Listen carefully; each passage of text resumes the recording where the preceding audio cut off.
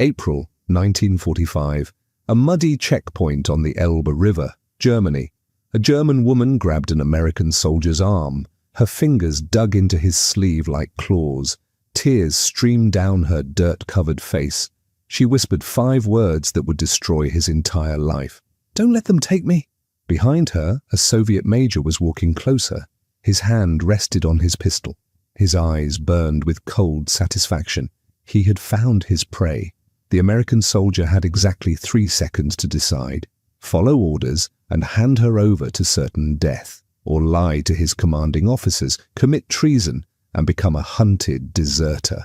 He was just a mechanic from Boston. He fixed trucks. He followed rules. He had never wanted to be a hero.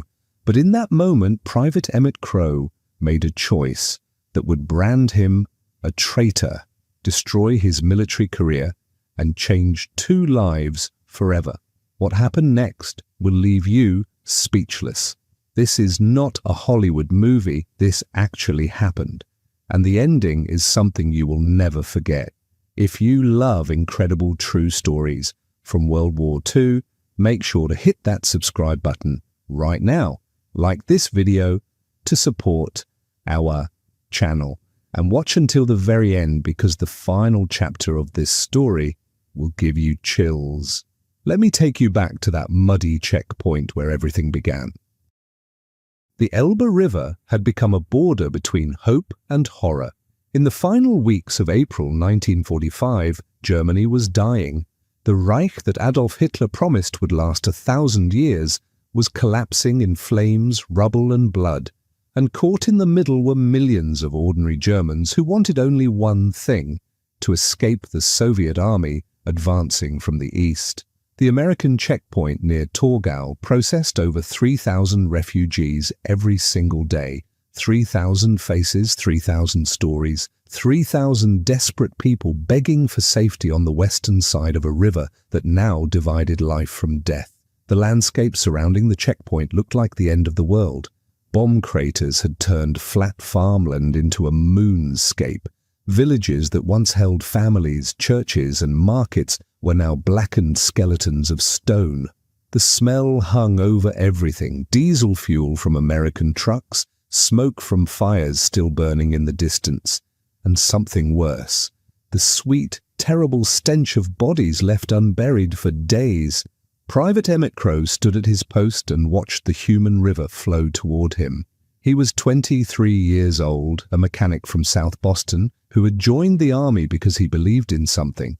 Now, after 2 years of war, after watching friends die in frozen forests during the Battle of the Bulge, he wasn't sure what he believed anymore. He fixed trucks. He fixed jeeps. He tried not to think too much about the larger questions of why he was here and what any of it meant. The refugees came in waves, women with hollow cheeks and eyes that had seen too much, children clutching their mothers' skirts, too tired to cry, old men shuffling forward on feet wrapped in cloth because their shoes had worn through weeks ago. They carried bundles of clothing, photographs, whatever small pieces of their old lives they could hold. "Papers ready!" the German-American translator shouted in both languages. "Women and children to the left, men for questioning to the right. Have your papers ready." Emmett had learned to spot the ones who were hiding something. The nervous glances, the hands that shook when presenting documents, the stories that didn't quite add up. Most of the time, it didn't matter. These were civilians fleeing a war they hadn't started and couldn't stop. He waved them through because what else could he do? But then there were the Soviet liaison officers. 3 of them stood near a separate checkpoint, watching the refugee flow with cold attention. They wore Red Army uniforms decorated with medals. Their job was simple: identify any Germans who had served in the Wehrmacht, the German military, and claim them for Soviet custody. Major Arkady Strelnikov was the worst of them. He had the eyes of a hunter selecting prey from a herd. A cigarette hung from his lips as he scanned the crowd, looking for any sign that might reveal a hidden soldier, a former officer, or anyone else the Soviets considered a war criminal. When he found them, he smiled. Not with warmth, with satisfaction. Under the Yalta Agreement signed by Roosevelt, Churchill and Stalin just 3 months earlier, Allied forces had agreed to hand over certain categories of prisoners to whichever power claimed jurisdiction. For German military personnel on the Eastern Front, that meant Soviet custody, and everyone knew what Soviet custody meant. It meant interrogation, it meant labor camps, it meant for many a death sentence carried out slowly over years of frozen Siberian winters. Among the refugees pressing toward the checkpoint that April morning was a woman who understood this better than most. Analise Vogler was 28 years old. She had spent the last 4 years as a Wehrmacht nurse, treating wounded German soldiers in field hospitals across Poland and Eastern Germany. She had held dying boys younger than her brother. She had performed surgeries during artillery bombardments. She had done everything asked of her by a country that was now asking her to die for its sins. 2 weeks ago, when the Soviet advance made remaining impossible, she had run. She had cut her blonde hair short with kitchen scissors. She had burned her nurse's uniform in a farmhouse stove. She had stolen civilian clothes from an abandoned apartment and traded her mother's wedding ring, the only thing she had left of her family, for forged identity papers. The papers said she was Liesel Hoffmann, a schoolteacher from Dresden, displaced by the Allied firebombing. Not a single word was true except the nickname her mother had given her as a child. Now she stood in line, heart pounding so hard she thought her ribs might crack. 10 people ahead of her, then 9, then 8. She whispered a prayer she had repeated for 14 days, straight. Please God, let me pass. Don't let them see, don't let them know. 7 people. 6. 5. The Soviet major was scanning the crowd again. His eyes moved systematically across faces, searching for recognition, for fear, for the small tells that revealed hidden truths. Annalise kept her head down. She had learned that survival meant becoming invisible. She had learned that in a world gone mad, drawing attention meant death. 4 people. 3, 2. She reached the front of the line. A young American soldier stood before her. Tired green-eyed, freckles across a sunburned nose, grease stains on his mechanic's uniform. His name tag read, Crew. She extended her forged papers with trembling hand. He took them, barely glanced at them, started to wave her through. For one beautiful moment, she thought she had made it. Then a voice cut through the chaos like a blade, Russian, harsh, commanding. Ya yeyo znаю. Annalise's blood turned to ice. She turned slowly, already knowing what she would see. Major Arkady Strelnikov was walking toward the checkpoint, his finger pointed directly at her face. His boots crunched against gravel with each step. His eyes held the satisfaction of a predator who had finally caught his prey. Wehrmacht nurse, he announced in heavily accented German. Torgau Field Hospital, I saw you there. You treated German wounded while Soviet prisoners died in the next room. The accusation hung in the air like poison. Around them, other refugees shrank back, grateful that someone else had been chosen. The American soldiers looked confused, waiting for translation. The German-American corporal repeated the major's words in English. Emmett Crow's eyes widened. Wehrmacht meant German military. That meant this woman was supposed to be handed over to Soviet custody under Allied agreements. That meant whatever happened next was out of American hands. Annalise's forged papers fluttered to the ground. Her legs refused to move. 14 days of running, 14 days of sleeping in ditches and drinking from dirty streams. 14 days of eating whatever scraps she could find, all of it ending here, 50 feet from safety. Major Strelnikov smiled again, that cold, satisfied smile. Then something inside Annalise broke, not into pieces, into action. Her body moved before her mind could decide. She didn't run away from the checkpoint. She ran toward it, toward the one person whose eyes had shown even a small flicker of humanity. She grabbed Private Emmett Crow's arm with both hands, and her fingers digging into his sleeve like a drowning woman gripping driftwood. She looked up at him, this American stranger whose name she didn't know, and spoke in broken English she had learned from treating Allied prisoners of war. "Please, don't let them take me. I helped Americans. I helped your men. I am nurse. Please, they will kill me. Please." Her nails dug into his arm hard enough to leave marks. Emmett froze. Time seemed to stop around him. He felt her hands shaking against his sleeve. He saw the absolute terror in her blue eyes, eyes that had witnessed too much death and were now begging for one more chance at life. Behind her, Major Strelnikov was approaching, his hand moving toward the pistol at his belt.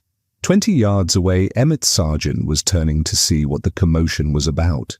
In that moment, Emmett Crowe thought about Desmond Cavanaugh. Des had been his best friend since basic training. They had survived the frozen hell of the Battle of the Bulge together.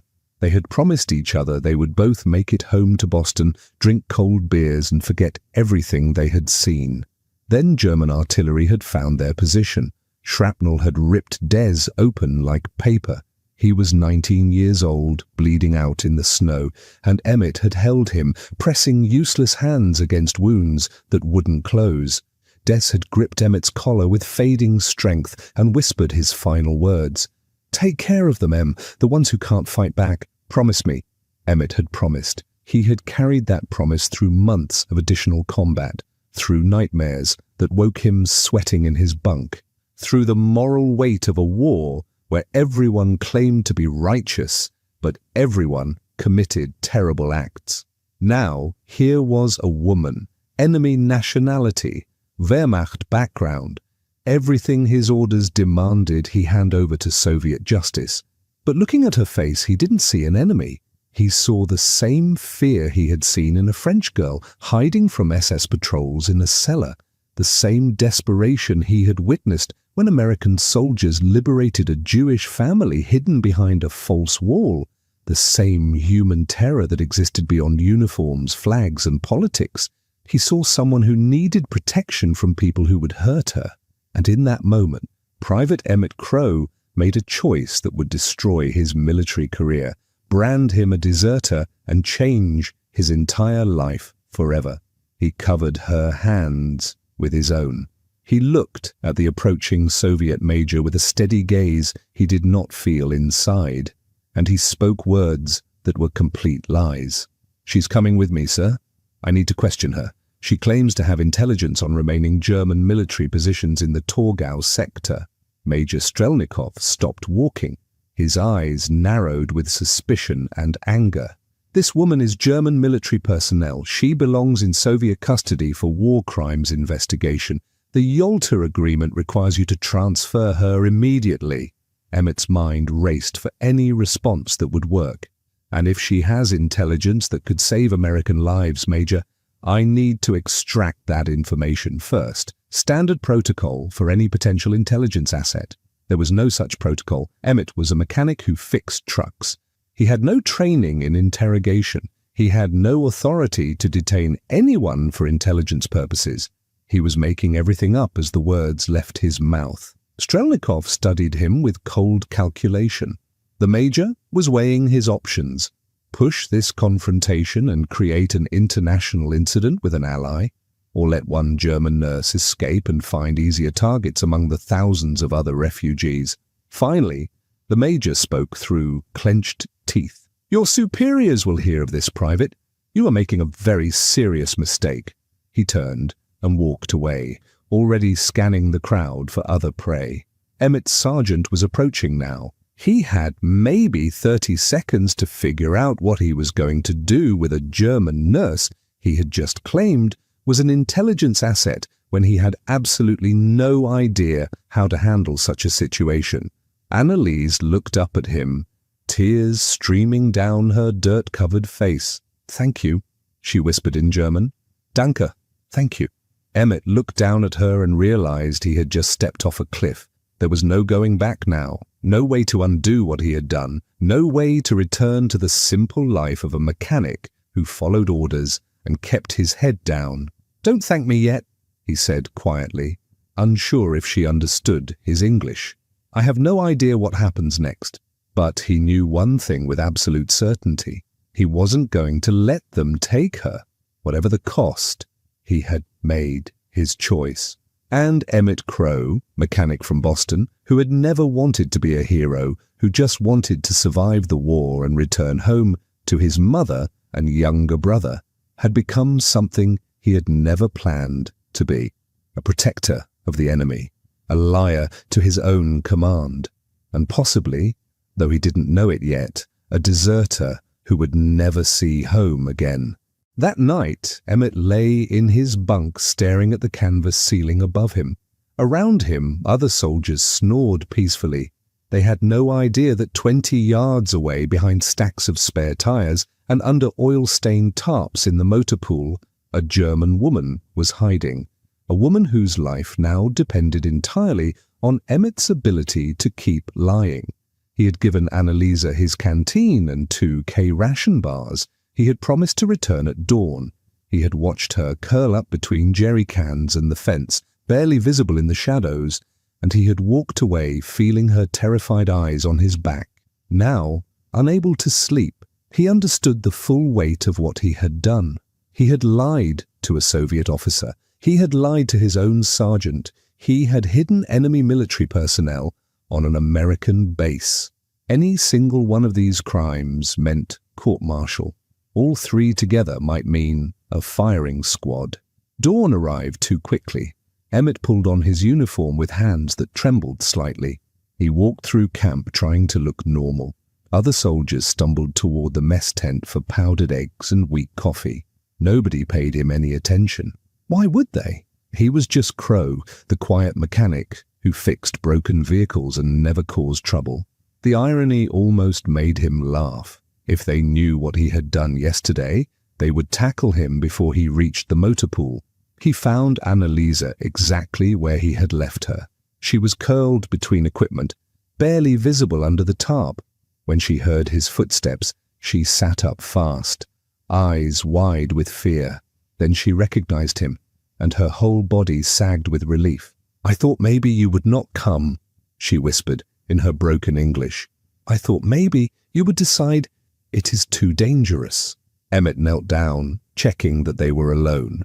"I promised, didn't I?" He handed her fresh water and his own breakfast rations. She took them with shaking hands. "Thank you. You give me your food." He shrugged. "I can get more. You can't." She nodded slowly. Then, instead of eating immediately, she asked the question he had been dreading. "What happens now? You cannot hide me forever." Emmett sat back on his heels. "I'm working on that. Lieutenant Holloway wants to see me in an hour. He's going to ask about you, about the intelligence you supposedly have."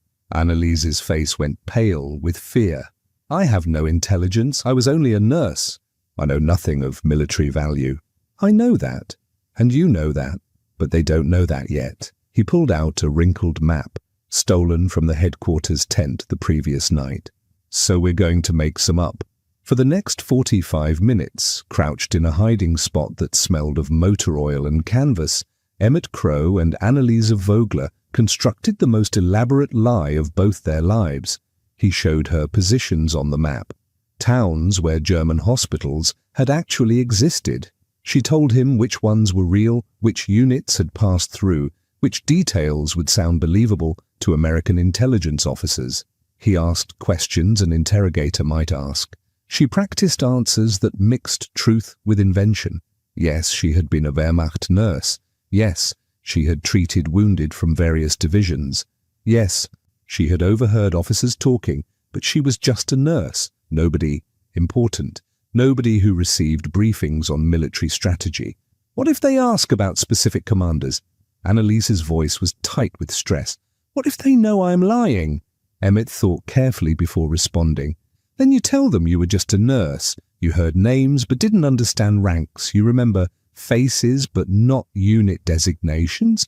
Confusion is believable. You've been running for 2 weeks. You're exhausted and traumatized. Fuzzy details aren't suspicious. They're human."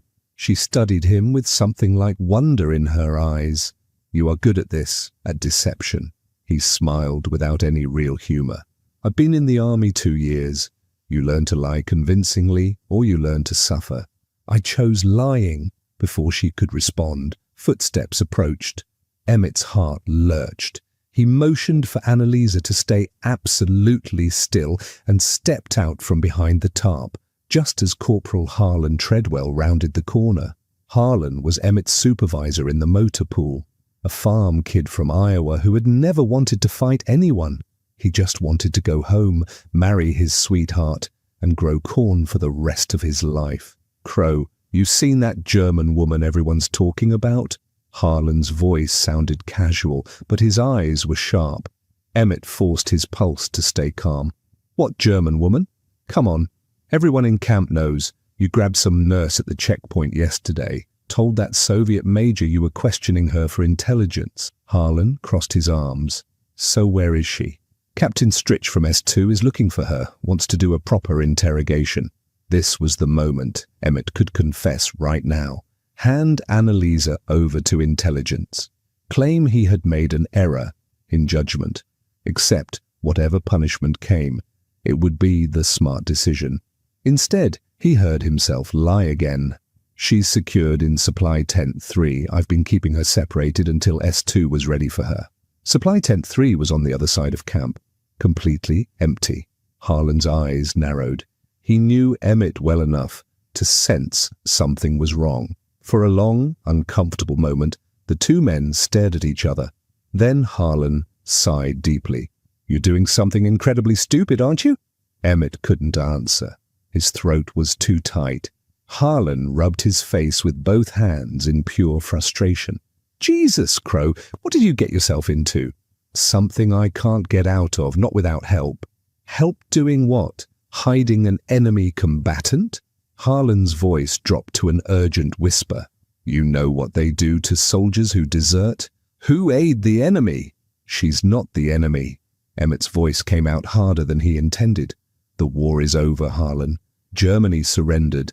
She's just a terrified woman who will be killed if we hand her to the Soviets." Harlan looked away, jaw working with internal struggle. Finally, he spoke without meeting Emmett's eyes. "I didn't see anything. Don't know where she is. Don't want to know. But if this comes back on me, I'm telling the truth." He walked away quickly. Emmett sagged against a jeep, adrenaline leaving him shaky. That was too close. And the worst part was knowing that the real danger hadn't even started yet.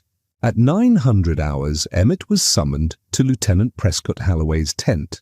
Halloway was a West Point graduate who ran everything by regulation and expected the same from every soldier under his command. His uniform was always pressed, his boots were always polished, his questions were always direct and difficult to dodge. Emmett stood at attention, trying to keep his face neutral while his stomach churned with anxiety. "At ease, Crow." Halloway didn't look up from the paperwork on his desk. "Major Strelnikov filed a formal complaint this morning. He claims you obstructed Soviet authority at the checkpoint yesterday. He claims you detained a German military nurse without proper authorization. He claims this woman is wanted for war crimes." Emmett's heart dropped into his boots. War crimes? That was new information. That changed everything. "Sir, the woman claimed she had intelligence on Wehrmacht positions and supply locations in the Torgau sector. I secured her for S2 interrogation according to standard procedure." "According to what standard procedure exactly?" Halloway finally looked up, his eyes hard as granite. "You're a mechanic, Crow, not intelligence, not an interrogator. What made you think you had authority to detain anyone?" Emmett scrambled for an answer that would hold. "Sir, during the bulge, we were briefed that any potential intelligence sources should be secured immediately. German medical personnel often have detailed knowledge of unit movements and casualty figures. I thought—" "You thought." Halloway's voice was flat and cold. "Do you know what Major Strelnikov claims this woman actually did?" "No, sir. He says she was assigned to a Wehrmacht hospital that performed medical experiments on Soviet prisoners. He says she's wanted for questioning about crimes against humanity." The words hit Emmett like a punch to the chest. He thought about Annalise's scarred hands, her exhausted face, the way she had begged him not to let them take her. Was it possible? Had he protected someone who had done terrible things? No. He had looked into her eyes. He had seen fear, not guilt. He had seen a woman running for her life, not a criminal hiding from justice. And even if Strelnikov's accusations contained some truth, Emmett doubted the Soviets wanted her for legitimate justice. They wanted revenge. They wanted to make an example.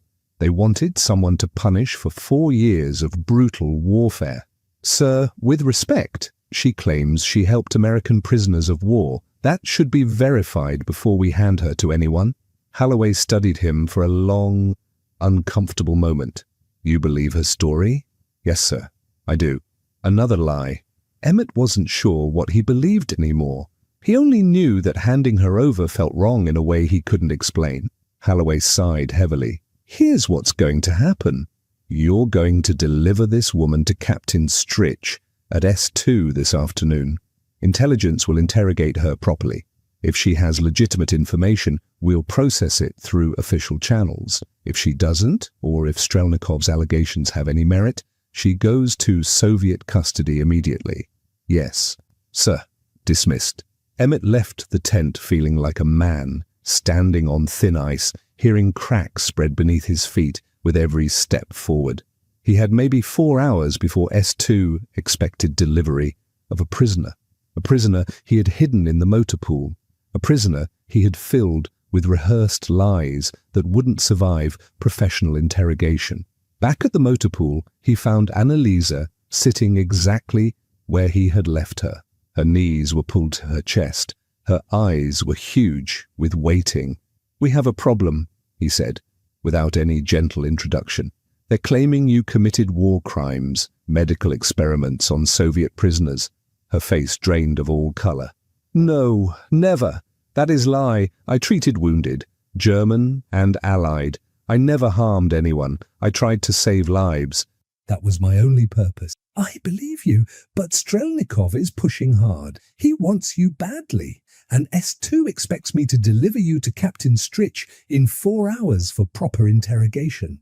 Analise started shaking. Her whole body trembled with fear she could no longer control. If they give me to Soviets, I will not survive interrogation. They will not care about truth. They will make me confess to anything. They will break me until I say whatever they want me to say. Emmett knelt in front of her. Then we don't let them take you. How? You said yourself you cannot hide me forever. I know what I said, but I'm figuring something out. He had no idea what, but saying the words out loud made them feel almost possible. Analise looked at him with eyes that had stopped hoping days ago and were now trying to hope again. You have helped me so much already. You should not risk more. You should let me go. Tell them I escaped. Tell them you tried to stop me. Tell them it is not your fault. The suggestion was logical.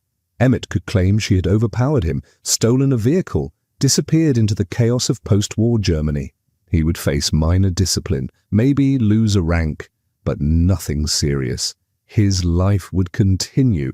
He looked at this woman he had known for less than 24 hours, this stranger who had grabbed his arm and changed everything. He thought about Des Cavanaugh bleeding out in frozen snow, whispering that promise, making Emmett swear to protect the ones who couldn't fight back. No, he said simply. I'm not letting you go. We're seeing this through together. Annalise's eyes filled with tears. Why? You don't know me. You don't owe me anything. My best friend died saving my life. Maybe this is how I pay that forward. Or maybe I'm just tired of following orders that feel wrong. Either way, you're stuck with me. She reached out and touched his hand, a small gesture that meant everything. You are a good man, Emmett, bro? I'm a mechanic from Boston who's in way over his head. He stood up, decision made. Can you drive? She blinked in confusion. Drive what? A truck. Can you drive a truck? Yes. In hospital, sometimes I drove ambulance. Emmett grabbed supplies and started shoving them into a canvas bag. Rations, water, medical kit, map. Then we're leaving. Now. We're getting out of this camp, crossing to British lines and disappearing before anyone realizes we're gone. Analise stared at him. That is desertion. They will hunt you. They will execute you. If they catch you. Only if they catch us. He looked at her directly. Unless you want to wait for S2, get interrogated, then handed to the Soviets. Analise stood up, still shaking. but with something new in her eyes, determination, hope. Then we go, together. The truck's engine coughed twice and died. Emmett turned the key again. Nothing. Just a clicking sound that echoed through the empty forest like a death sentence. He slammed his palm against the steering wheel and looked at Analise, whose face had gone pale in the fading afternoon light. They had made it maybe 40 kilometers before the fuel gauge dropped below empty, then past empty, then into the red zone that meant they were running on fumes and prayers. Now, both had run out. "We walk," Emmett said, grabbing the supply bag from behind the seat. The forest pressed in around them. Dense pine trees blocked most of the remaining daylight. Thick undergrowth made every step difficult. This was the kind of wilderness where a person could hide forever or get lost and never be found. They had left the main road an hour ago when Emmett spotted Soviet patrol vehicles in the distance. He had chosen concealment over speed. Now that choice felt like it might kill them both. Analise climbed out of the truck, stumbling slightly. She had barely eaten in days. The adrenaline that had kept her moving was fading into pure exhaustion. Emmett caught her elbow and steadied her. "How far to British lines?" she asked. He checked the map, trying to calculate distance against terrain. "Maybe 20 kilometers through this forest, then across open farmland. Then we hit the British sector near Wittenberg. 20 kilometers, 12 miles. In peacetime, an easy day's walk, but Emmett's ankle was swelling from jumping out of the truck too hard. His ribs ached from the rough drive through cratered roads. And Analise looked ready to collapse. "We cannot make that tonight," she said quietly. "No, we need to hide. Rest. Move again at dawn." He scanned the darkening woods. "There. See that ridge? Might be caves or overhangs, somewhere out of sight." They climbed through thick undergrowth as night fell. Every snapped twig sounded like a gunshot. Every bird call made them freeze. Behind them, distant voices carried through the trees. Russian voices. The Soviets were searching, probably following the abandoned truck's trail. Emmett's mind raced with calculations. The truck would lead them to this area. Dogs would pick up their scent. They had maybe an hour before the search reached them, maybe less. Under the ridge they found what Emmett had hoped for, a shallow cave formed by collapsed boulders. Barely big enough for two people, but hidden by ferns and heavy brush. "In here," he whispered, pulling aside the vegetation. They crawled inside. The space was so tight they had to sit shoulder to shoulder, knees pulled up to their chests. It smelled of damp earth and animal musk. Something had lived here before, hopefully not recently. Outside, footsteps approached, boots crunching on pine needles, voices speaking Russian, flashlight beams cutting through the darkness, sweeping back and forth across the trees. Emmett put his hand over Annalise's mouth, not to silence her, but to remind her that even breathing too loudly could give them away. She nodded, understanding. Her eyes were huge in the darkness. "They came this way," one Russian voice said. "Truck tracks lead here. Spread out. Search everything." "Major Strelnikov wants them alive." Alive. That was almost worse than dead. Emmett thought about what the Soviets would do to an American deserter. Thought about what they would do to Analise. His hand moved to the pistol at his belt, the one he had grabbed from the truck. 8 rounds, if it came to that. If they were cornered with no escape, he would make sure Analise didn't get taken alive, and then he would make sure he didn't either. But the footsteps passed, the voices faded, the flashlights moved deeper into the forest, away from their hiding spot. Emmett waited 10 full minutes before removing his hand from Annalise's mouth, before allowing himself to breathe normally. "They are gone," she whispered, "for now. They'll be back at dawn with more men and dogs." "We need to move before sunrise." She leaned her head back against cold stone. "I am sorry. This is my fault. You would be safe if you had never helped me." Emmett looked at her in the cramped darkness. "You didn't force me. I chose, and I would choose again." They rested for a few hours, taking turns watching the cave entrance. Neither truly slept. Too dangerous, too much adrenaline. When grey light began filtering through the ferns, A new sound made them both freeze. Truck engines, multiple vehicles, shouting in Russian and English. The search had intensified. Major Strelnikov had escalated this into a joint Soviet-American operation. An American deserter captured with Soviet cooperation would make both sides look good. They would find this cave eventually. The search was too thorough, too systematic. There, Emmett pointed through gaps in the foliage. British checkpoint. See the flag? The Union Jack hung limp in the still morning air. Maybe 50 meters of open ground between them and salvation. Behind them, soldiers were crashing through the trees, minutes away. Ready? Emmett asked. Analise gripped his good hand.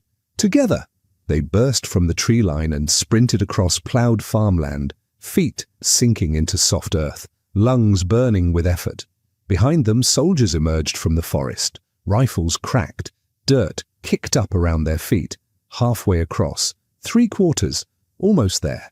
Something slammed into Emmett's shoulder. The impact spun him around and knocked him down. He had been shot.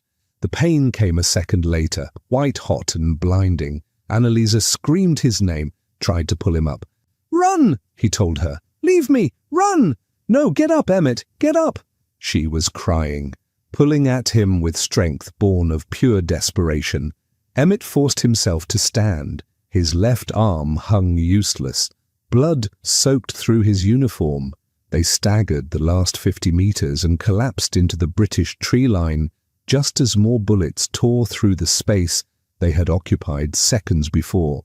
Annalisa's hands were already examining his wound with a nurse's trained efficiency. "Through and through, missed the bone, but bleeding badly." She tore strips from her dress and wrapped his shoulder tight. "Can you walk?" "Have to." They moved deeper into British territory. Behind them, the pursuing soldiers stopped at the invisible line between zones. They could hear angry shouting, Russian and English voices arguing, but they had made it. Somehow, impossibly, they had reached British soil.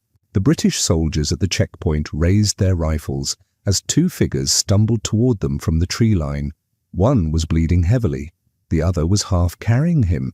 Behind them, American and Soviet troops stood at the invisible border between zones, weapons raised, shouting demands in two languages. Sergeant Brynmore Parry stepped forward. He was a weathered Welshman who had seen too much war to be surprised by anything anymore. He raised his hand toward the pursuing soldiers. "That's far enough, mates. This is British territory. Whatever is happening stops at this line." Emmett and Annalise collapsed at the checkpoint.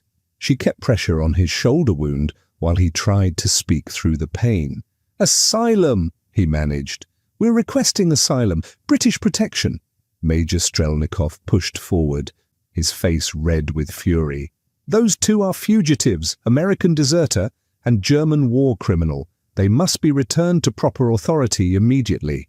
An American military police lieutenant added his voice. "The soldier is AWOL from the United States Army. He falls under our jurisdiction." Sergeant Parry looked at the two people bleeding at his feet, then at the officers demanding their surrender, and he made a decision that would save 2 lives. "Right then, they've requested British protection on British soil. That makes them our problem now. You lot can file proper paperwork through official channels, but until I hear from my commanding officer, they stay with us." Strelnikov's hand moved toward his sidearm. Parry's rifle came up instantly, not quite pointing at anyone, but the message was clear. Behind Parry, a dozen British soldiers took defensive positions. The tension stretched like wire about to snap. For several long seconds, war seemed possible over 2 refugees. Then the American lieutenant stepped back, seeing how badly this could go. "We'll file a formal extradition request." Strelnikov glared with cold hatred, but he followed suit. "This is not over." "Never is," Parry agreed. "But it's over for today. Clear off." The soldiers withdrew. A British medic came forward to examine Emmett's shoulder. "You're lucky," he said, in a thick Scottish accent. "Another inch right, and it would have hit the artery. Still, you've lost blood. Need stitches." While he worked, Captain Crispin Lockwood arrived. He was a fair-minded officer who had evaluated thousands of desperate stories during the war. He studied the two refugees with sharp but not unkind eyes. "Right then, who are you and why am I protecting you from our allies?" Emmett tried to sit straighter, failed. "Private Emmett Crow, 69th Infantry Division, or I'm AWOL, deserted 2 days ago. And her? Annalise Vogler, German civilian, displaced person, fleeing Soviet persecution." Lockwood's eyebrow rose. "German civilian? The Soviets claim she's a Wehrmacht nurse wanted for war crimes." Annalise spoke. Her English was clearer now, strengthened by necessity and desperation. "I was nurse, yes, but I committed no crimes. I treated wounded soldiers. I helped Allied prisoners when I could. The Soviets want me because I ran from them, not because I did anything wrong." Lockwood pulled a camp chair over and sat down. "Let me understand this correctly. American soldier deserts to protect German nurse from Soviet custody. Both of you cross through active military zones, evade capture, take a bullet, and arrive here requesting asylum." He paused. "That about sum it up?" "Yes, sir. And you expect me to grant asylum to an American deserter and a potential war criminal?" Emmett met his gaze directly. "I expect you to do what's right, not what's convenient." Lockwood's expression didn't change, but something flickered in his eyes. "What's right? That's a dangerous phrase in wartime." "The war is over, sir." "Is it?" "Doesn't feel over." Lockwood stood and paced for a moment. Then he turned. "I could hand you both back. Probably should. Would make my life considerably easier." He paused. "But I didn't fight 5 years to see people thrown to wolves because of politics. You'll stay in a displaced persons camp until we sort this mess out. Could be weeks, could be months." He looked at Annalise. "And if evidence emerges that you actually committed war crimes, Nurse Vogler, I will hand you over myself. Clear?" "Clear. Thank you." The displaced persons camp was a city of canvas and mud. Thousands of refugees from a dozen nations waited there for the world to decide their fates. Emmett and Annalise were processed, photographed, and given tent assignments. Because they had claimed to be married, they were placed together in the married couples section. The bureaucrats processing refugees had heard stranger stories every day for months. That first night in the camp, lying on cots in a tent shared with 3 other couples, they finally had a moment to breathe. Emmett's shoulder throbbed despite morphine. Annalise's hands still shook from exhaustion, but they were alive. They were together. They were safe for the first time since that checkpoint at the Elbe. "What happens now?" she whispered. "We wait. British will investigate your background, verify the truth, and when they find I am telling truth, then maybe we get refugee status, permission to stay, build something new." Days turned into weeks. Emmett's shoulder healed. Annalise worked in the camp infirmary. Her nursing skills were desperately needed. Emmett helped repair vehicles and equipment. One evening in early June, walking through camp after their work shifts, Emmett stopped suddenly. "Marry me." Annalise turned, surprised. "What?" "Marry me. For real. Not for papers. Because I love you. Because I cannot imagine waking up without you."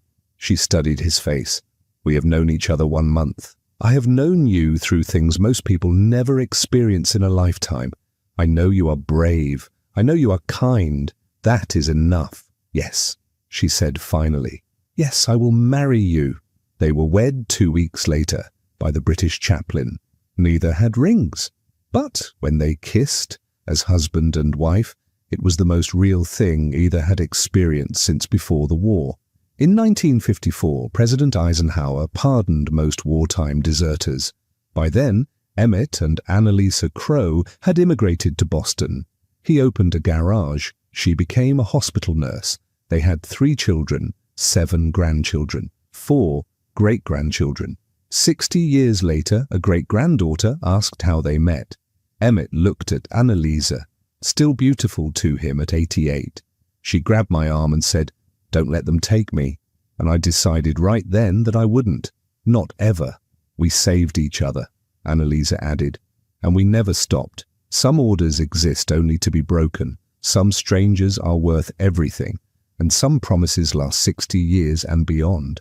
In the spring of 1945, a mechanic from Boston grabbed a stranger's hand and stepped off a cliff. He chose conscience over command. He chose humanity over regulation. He chose a woman he had known for minutes over a country he had served for years. This was not propaganda. This was one moment of mercy that changed two lives forever. History remembers the generals and the treaties, but the true measure of war is found in the small choices made by ordinary people, in the split seconds when someone decides that following orders means losing their soul, in the hands that reach across enemy lines and hold on tight. Emmett Crow never considered himself a hero. He was just a mechanic who fixed what was broken, including, as it turned out, one woman's faith in humanity. They had come as enemies, they left as family, and in the end that was the only victory that truly mattered.